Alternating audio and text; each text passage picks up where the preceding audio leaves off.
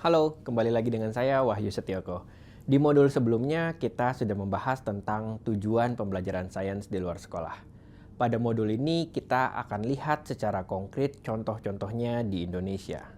Nah, contoh yang pertama ada PP Iptek di Taman Mini Indonesia Indah atau di Jakarta ya. Kemudian Puspa Iptek di Bandung, ada Taman Pintar di Jogja, ada juga Jatim Park di Surabaya dan sekitarnya lah ya. Nah, museum-museum sains ini termasuk jenis pembelajaran sains informal yang ke dalam design environments atau lingkungan yang didesain sedemikian rupa untuk kita belajar sains di tempat tersebut.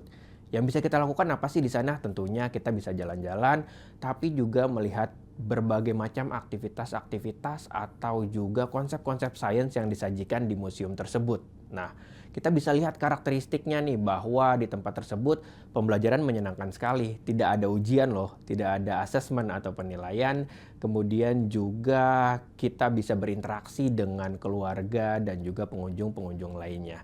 Dan tujuannya apa sih kita bisa belajar di tempat tersebut? Kita bisa meningkatkan ketertarikan terhadap sains, kita dapat pengetahuan, kita bisa mengeksplorasi menggunakan skill-skill atau kemampuan-kemampuan sains, atau juga menggunakan istilah-istilah sains di dalam aktivitas tersebut. Itu contoh yang pertama. Kita lanjut ke contoh yang kedua. Ada Kebun Raya Bogor, Taman Safari, Taman Bunga. Ini mirip-mirip ya. Jadi ini adalah tempat-tempat yang sama didesain sedemikian rupa untuk kita bisa belajar flora dan fauna di tempat tersebut. Aktivitasnya kita bisa jalan-jalan di sana, melihat biasanya di sana juga disajikan informasi terkait tanaman atau juga binatang yang ada di sana. Jadi kita bisa dapat pengetahuan, kita juga bisa merasa tertarik gitu. Contohnya misalnya Anda memiliki anak kecil dan anak tersebut sangat suka sekali dengan jerapah atau binatang lainnya, akan semakin meningkatkan ketertarikan terhadap topik sains tersebut. Dan juga di tempat-tempat ini karakteristiknya tetap menyenangkan, tetap Anda boleh memilih untuk mengunjungi binatang yang mana, jadi tidak ada paksaan, sangat fleksibel, dan juga ini berdasarkan minat Anda. Jika Anda berminat pada flora dan fauna, maka Anda mengunjungi tempat ini. Jika Anda berminat pada hal yang lain, maka Anda mengunjungi museum-museum atau juga tempat-tempat lainnya.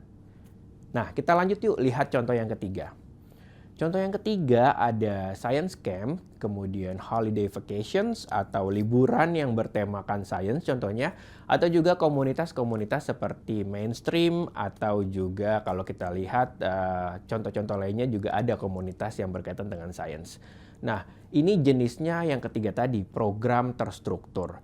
Jadi ketika kita memilih untuk mengikuti aktivitas-aktivitas ini, semua jadwalnya, semua kegiatannya sudah didesain sedemikian rupa sehingga kita tinggal mengikuti segalanya yang sudah didesain tersebut.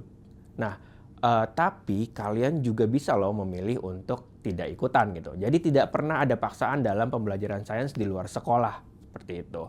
Nah, tapi karakteristiknya tetap kita akan lihat bahwa walaupun sudah didesain sedemikian rupa, tetap memperlihatkan bahwa pembelajaran sains ini sangat menarik dan menyenangkan.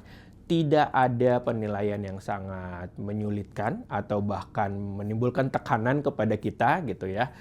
Dan juga tujuan pembelajarannya kita bisa lihat biasanya kalau di aktivitas-aktivitas yang terstruktur ini tujuannya bisa meningkatkan pengetahuan atau juga skill-skill yang bisa kita coba, mengobservasi, bereksperimen, dan lain sebagainya. Gitu. Jadi bisa mencakup satu atau lebih dari 6 tujuan pembelajaran tersebut. Kita lihat yang berikutnya nih contohnya. Yang berikutnya sangat sederhana, yaitu sains dengan keluarga. Contohnya mengompos, berkebun, dan aktivitas lainnya. Ini yang kita sebut dengan everyday learning. Nah, contohnya ya tadi ya sudah mengompos, berkebun, dan juga bahkan mengeksplorasi internet, menonton National Geographic atau hal-hal lainnya itu juga termasuk ke dalam pembelajaran sains informal di lingkungan keluarga. Tentunya karena di lingkungan keluarga semua berbasis pada ketertarikan, pada minat dari individu ataupun keluarga, anggota keluarga ya gitu. Nah, juga tetap menyenangkan dan juga tujuan pembelajarannya paling tidak adalah meningkatkan ketertarikan, bisa juga bonusnya menambah pengetahuan, dan juga tujuan-tujuan lainnya dari 6 tujuan pembelajaran sains informal yang sudah kita bahas sebelumnya. Nah, ini saya kasih contoh yang terakhir nih. Contoh yang terakhir adalah klub-klub ketertarikan tertentu. Misalnya jika Anda tertarik pada astronomi, ada yang namanya klub astronomi. Seperti di Jakarta kita kenal ada Himpunan Astronomi Amatir Jakarta. Aktivitasnya ngapain sih? Jadi kita bisa mengikuti komunitas tersebut dan juga kita mengikuti biasanya stargazing atau kita bisa nonton beberapa film di planetarium dan juga melakukan hal-hal yang terkait dengan space dan juga astronomi bersama-sama dengan orang-orang yang tentunya punya hobi dan ketertarikan yang sama.